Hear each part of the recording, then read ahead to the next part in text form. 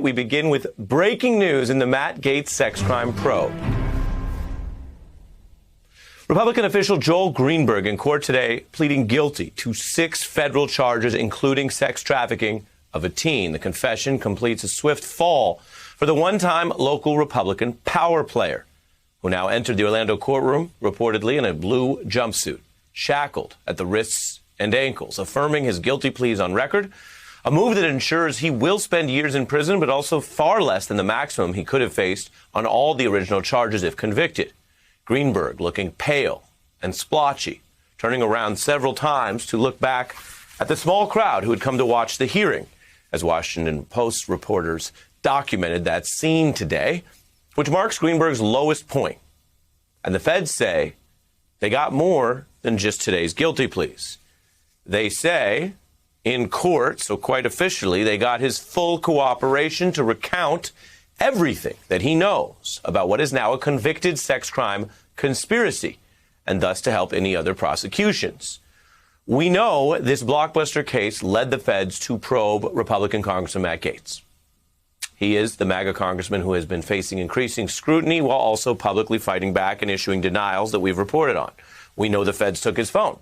And we know Greenberg claims to have evidence directly on Gaetz, alleging he paid for sex with multiple women and a girl who was 17 at the time. That's according to a letter obtained by the Daily Beast that NBC News has not verified.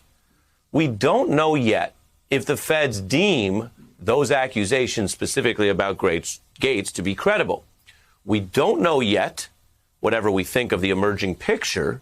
I have to give you the precise legal scenario as it stands. We just don't know yet if the feds think that type of stuff, the letter or information pursuant to it, could be used to actually indict Gaetz. Now, whatever Greenberg's team thinks on this momentous day in this volatile case, well, Greenberg's lawyer was not saying much. Mr. Greenberg has pled guilty pursuant to a plea agreement. It has certain requirements and obligations on him, and he intends to honor that. Others are talking more, though. 2 witnesses reportedly accused Gaetz of doing cocaine with an escort he met through Greenberg in Orlando in 2019. And in a brazen move that Gaetz might appreciate for political theater if it were about someone else, an apparent critic here outside the court flying this plane with that banner, TikTok Matt Gaetz. And it's not a social media reference. It is a kind of dark but purely speculative warning that perhaps Mr. Gaetz would be next, according to whoever's flying the banner. This was the increasingly wild scene as Greenberg's lawyer continued to evade any hint of confirming anything today about what may come next. What does this mean for other people that are not named specifically in the plea deal, but are mentioned? Well, you'll just have to draw your own conclusions on that. What does this mean for Matt Gaetz? Pardon? What does this mean for Matt Gaetz? You'll have to ask his attorneys on that. Joining me now is NYU law professor Melissa Murray and Erin Gloria Ryan, a Daily Beast contributor and host of the Hysteria podcast. Thanks to both of you for joining. Professor, these are very serious felonies. There is now no legal doubt about them. The government and the now convicted defendant, Greenberg, came to this agreement. He pled guilty in open court. What does today mean? Well, so we know that Mr. Greenberg has in serious jeopardy. He had exposed to about 33 different charges. He's pleaded guilty. That suggests that the deal will have serious cooperation requirements for him. He will have to provide substantial, serious disclosure of the investigated areas that the government is interested in at this point in time. And so it's a big deal for him to have done this. He's going to be working with the prosecutors. He's likely not going to be sentenced anytime soon. Typically, they would like to see the cooperation go forward and have the individual cooperate as fully as possible. So it may be a long time before we actually see him sentenced, and that means he may have a lot to say to the prosecutors.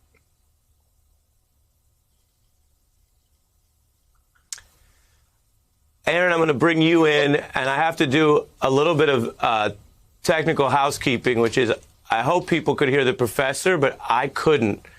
So I'm just mentioning that in terms of technical difficulties. So I can't respond directly to anything that was said, and I just want to be transparent about that. But go ahead, Erin.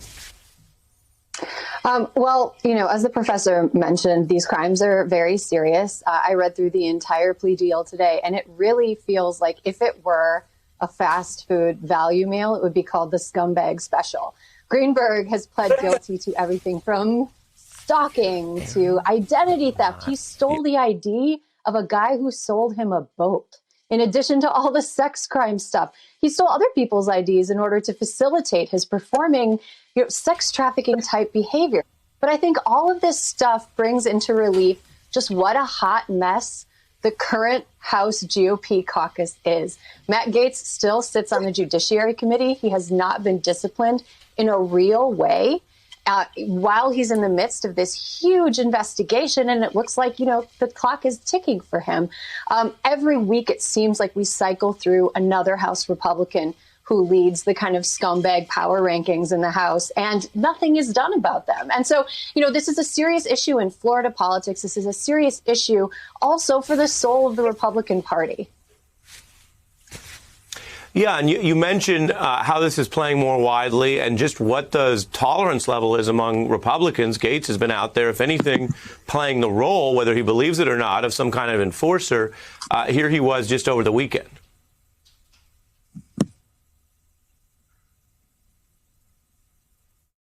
I'm being falsely accused of exchanging money for naughty favors. Yet Congress has reinstituted a process that legalizes the corrupt act of exchanging money for favors through earmarks. Erin, and then Professor Murray, this is sort of an attempt by him to put this in a wider context of him accusing others of things or making some sort of false equivalence. But as you mentioned, Erin, this is not someone who, despite facing a second ethics investigation, is yet being dealt with in any particular way by the Republican Party. Yeah, and I also think his use of the phrase naughty favors is very dismissive, because this is a serious case. The Greenberg case is a serious case of serious corruption. There's a lot of money that was moved under false pretenses that wasn't his to move. Greenberg admitted to using money that he basically stole from the coffers to buy Bitcoin, which is something that was also used to allegedly facilitate some of this sex trafficking. This is serious stuff. This is not naughty favors. This is an elected official who is admitting to completely abusing his office. And, the allegations that are out in public appear that Gaetz was in one way or another involved. Professor? Well, it's important to recognize that Representative Gaetz has not been formally charged with anything. This investigation is still ongoing, and certainly Mr. Greenberg's cooperation will be important in that. But as Erin suggests, the optics of this are not terrific for anyone who is involved. And again, it's worth thinking about what we've seen over the course of the weekend from the Republican Party. We've seen Liz Cheney, one of the few women in leadership in the Republican Party, ousted from her seat for simply registering some skepticism about the prospect of the big lie and the need for an insurrection on January 6th. And here we have quite significant allegations that may later lead to charges, we don't know, but quite serious allegations that have not registered with any kind of approval from anyone in leadership.